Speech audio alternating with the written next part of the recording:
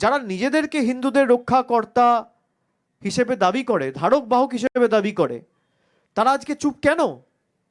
যারা মিথ্যে কথা বলেছিল বাংলায় দুর্গাপুজো হয় না, আরে ইউনেস্কোতে বিশ্ব দরবারে বিশ্ববন্দিত হয়েছে বাংলার দুর্গাপুজো মমতা ব্যানার্জির সরকারের হাত ধরে।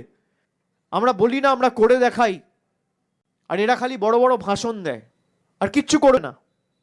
আজকে যত আমাদের পার্শ্ববর্তী অন্য দেশগুলো রয়েছে ভারতবর্ষের সাথে যারা বর্ডার শেয়ার করে, সবার সাথে সম্পর্ক খারাপ।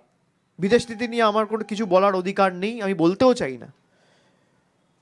কিন্তু যারা সিএএ নিয়ে রাজনীতি করেছিল, এনআরসি নিয়ে রাজনীতি করেছিল, এনপিআর নিয়ে রাজনীতি করেছিল, যারা বলেছিল পাকিস্তান, আফগানিস্তান, বাংলাদেশের সংখ্যালঘু হিন্দু, বুদ্ধিস্ট, জৈন, খ্রিস্টান যতদিন মোদী সরকার রয়েছে কারোর উপর আমরা অত্যাচার হতে দেবো না, তারা আজকে নীরব কেন?